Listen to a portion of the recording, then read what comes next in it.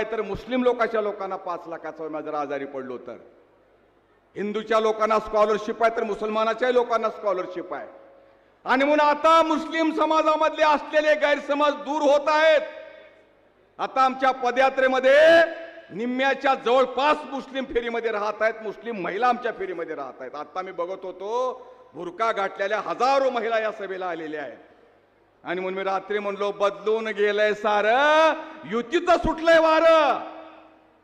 आणि म्हणून हे विश्वास ठेवून आमच्या सरकारनं अनेक योजना देवेंद्र फडणवीस साहेबांना निर्माण करण्याचा प्रयत्न केलेला आहे.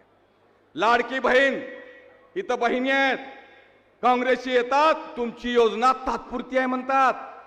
अरे तुमच्या आयुष्यात सुद्धा बहीण तुम्हाला माहित नव्हती, माय तुम्हाला माहित नव्हती. या बहिणीवाला प्रोत्साहन देण्यासाठी, स्वतःच्या पायावर उभा करण्यासाठी देवेंद्र तुमचा भाऊ, या देवेंद्रने तुम्हाला महिन्याला 1,500 रुपये देण्याचं आश्वासन दिलं. आता महिन्याला तुमच्या बँकेमध्ये आपोआप पैसे बसतात. हे कधी काँग्रेसच्या लोकांना कधी कळलं नाही. एक आणि म्हणून तुमच्या खात्यावर पैसे पडत आहेत. म्हणून बहिणी आमच्या पाठीशी, माय आमच्या पाठीशी, बाप आमच्या पाठीशी.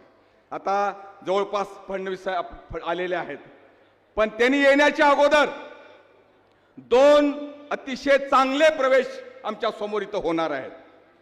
एक आहे त्र्यंबक नाना भिसे, विलासरावजी काँग्रेसचे कट्टर समर्थक आणि लातूरचे काही काळ राहिलेले लोकप्रिय आमदार त्र्यंबक नाना भिसे जिल्हा परिषद सदस्य होते माझ्या बरोबर, आणि त्याच्यानंतर ते आमदार झाले.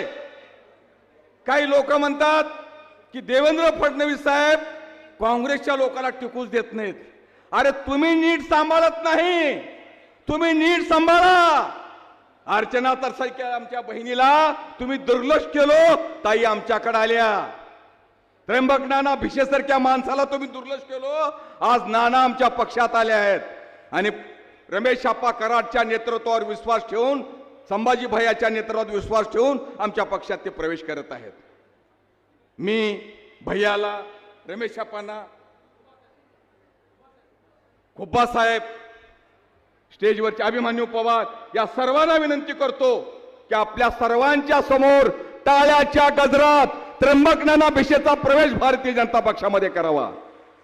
बोलो भारत माता की, जोरदार घोषणा द्या. बोलो भारत माता की.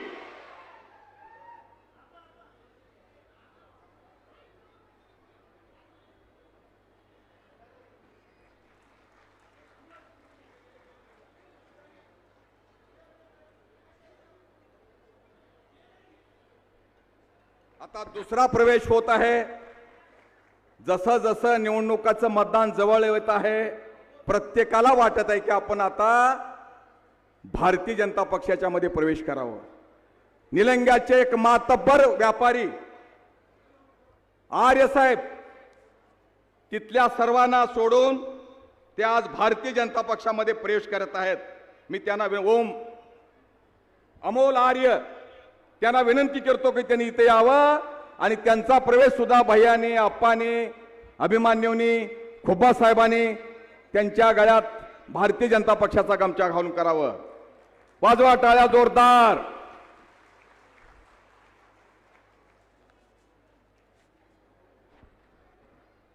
आणि अशा प्रकारे 2 प्रवेश पूर्ण झालेले आहेत.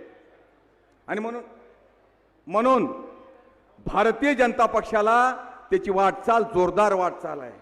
सर्व जातीला, सर्व धर्माला घेऊन जाणारा हा पक्ष असल्यामुळं आता आपल्या नगरपालिकेवर भारतीय जनता पक्षाने राष्ट्रवादीचा झेंडा लागणार आहे.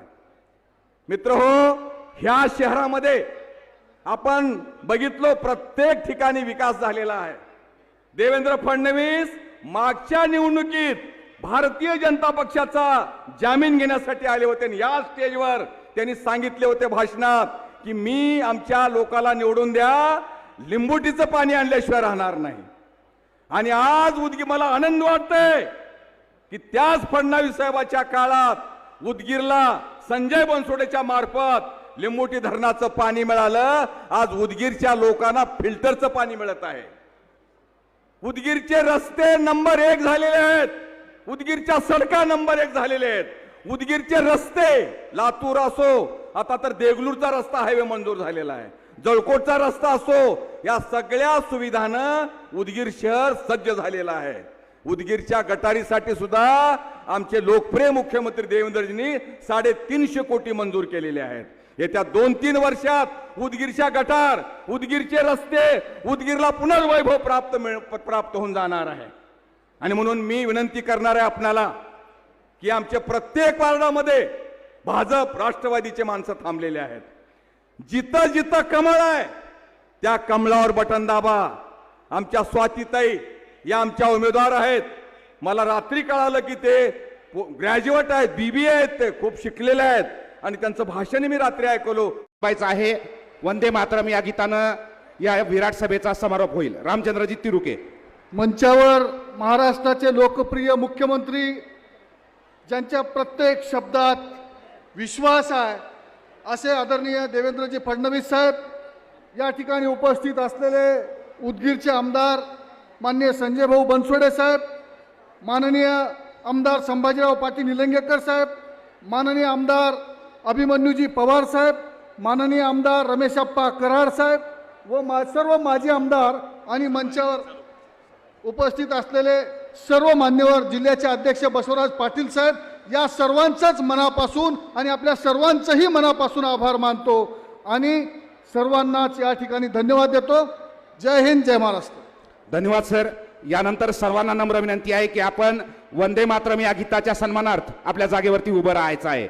म्युझिक सिस्टीम सोबत. तर त्या 9,000मध्ये 5 लाखापेक्षा जास्त, 10 लाख, 15 लाख, 20 लाखापर्यंतही खर्च राज्याचं सरकार करणार आहे.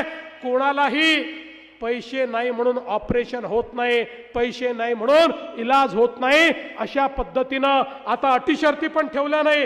तुमचं रेशन कार्ड कुठलं आहे आम्ही पाहणार नाही, तुमचं आधार कार्ड कुठलं आम्ही पाहणार नाही. प्रत्येकाला या ठिकाणी हा अधिकार आपल्या राज्याच्या सरकारने या ठिकाणी दिलेला आहे. खरं म्हणजे आपल्याला माहिती आहे, आपल्या आशीर्वादाने आम्हाला दणदणीत विजय मिळाला. 1 वर्षापूर्वी न भूतो अशा प्रकारे आम्ही निवडून आलो. निवडून आल्याबरोबर गोविंद